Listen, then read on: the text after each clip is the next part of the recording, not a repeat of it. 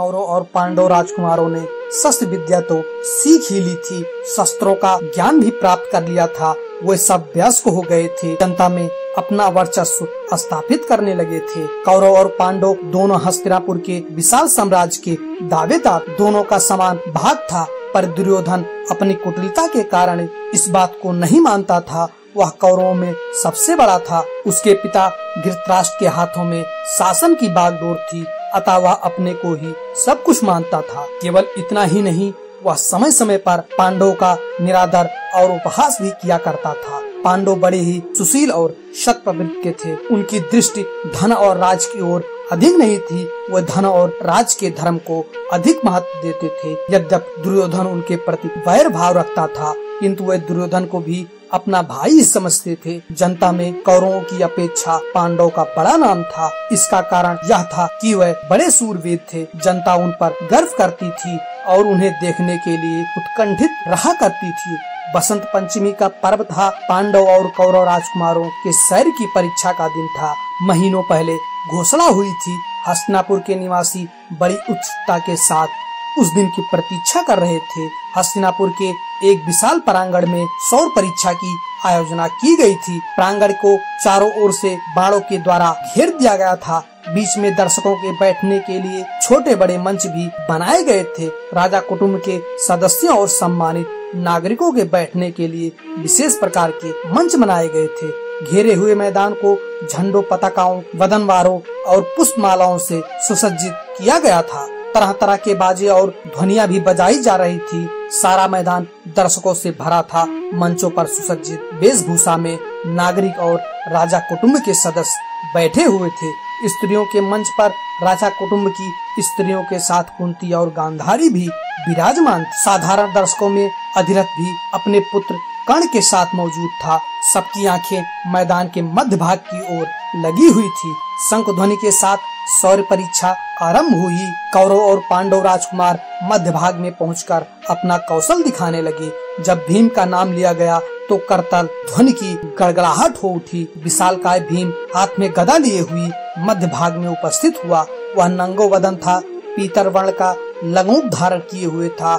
उसकी बलिष्ठ भुजाएं थी, चौड़ी छाती थी और तेजोमय मुखमंडल था। वह देखने में पर्वत के सदृश मालूम हो रहा था। भीम प्रांगण के मध्य में पहुंचकर गदा युद्ध का प्रदर्शन करने लगा।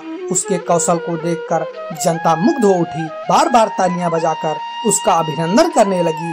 भीम जब अपने कौशल का प्रदर्शन कर चुका तो घोषणा हुई, क्या कोई राजकुमार गदा युद्ध में भीम का सामना कर सकता है? घोषणा होते ही दुर्योधन गदा लिए हुए भीम के सामने जाकर खड़ा हो गया। उसका आकार प्रकार भी भीम के ही समान था। वह लाल रंग का लंगोट धारण किए हुए था। भीम और दुर्योधन में गदा युद्ध होने लगा। दोनों के कौशल को देखकर जनता वाह वाह करने लगी, रह रहकर तालियां बजने लगी। पहले तो दोनों अपना अपना कौशल दिखाते रहे, पर बाद में उनके भीतर क्रोध पैदा हो गया। दोनों गदा फेंक कर मल्ल युद्ध करने लगे तो द्रोणाचार्य ने आज्ञा देकर उन्हें पृथक करा दिया। यद्यपि निर्णय नहीं हो सका कि दोनों में श्रेष्ठ कौन है, किंतु यह बात तो हुई ही कि दोनों के कौशल को देखकर जनता मुग्ध हो उठी।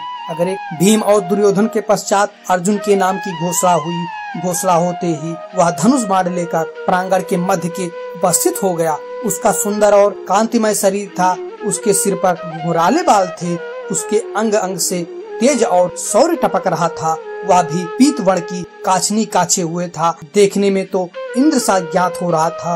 अर्जुन प्रांगण के मध्य में खड़ा होकर अपना कौशल दिखाने लगा।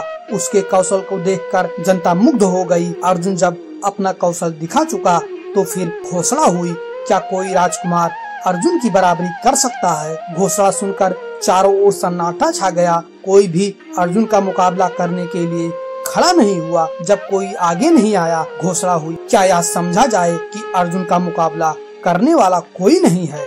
है क्यों नहीं? एक ओर से किसी का कंठ स्वर सुनाई पड़ा और उसके साथ ही एक तेजस्वी युवक एक ओर से निकलकर अर्जुन के सामने जाकर खड़ा हो गया। उसके हाथों में धनुष बाण था। वह सूर्य के समान तेजवान ज्ञात हो रहा था।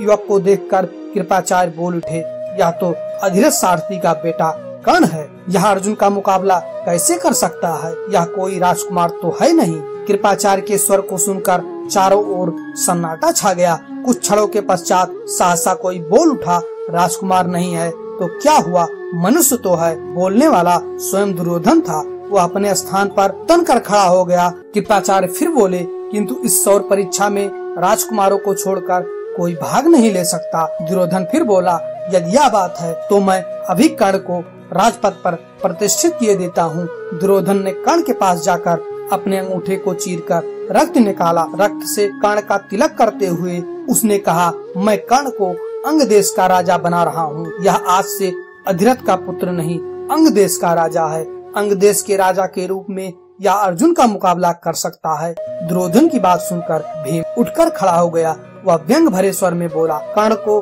अंग देश का राजा तुम कैसे बना सकते हो? तुम हस्तिनापुर के राजा तो हो नहीं, राजा तो महाराज धृतराष्ट्र हैं। भीम के कथन को सुनकर एकत्र जन समूह में बड़ा शोरगुल पैदा हुआ। उस शोरगुल से ऐसा प्रतीत होने लगा कि अगर समारोह को समाप्त नहीं किया जाता तो संघर्ष हो जाएगा। फलता द्रोणाचार्य ने उठकर समारोह को समाप्त किए जाने की घोषणा कर दी। अर्जुन और कर्ण का मुकाबला हुए बिना ही समारोह तो समाप्त हो गया। पर उसी दिन से पांडवों और कौरवों में शत्रुता की आग भी जल उठी। जब तक महाभारत की युद्ध की आग में सब कुछ जलकर समाप्त नहीं हो गया, तब तक वह आग जलती रही, बराबर जलती रही। अगर ये कहानी आपको अच्छी लगी, प्लीज लाइक करें, शेयर करें और इस चैनल को सब्सक्राइब करके अपने भाई का सपोर्ट करें।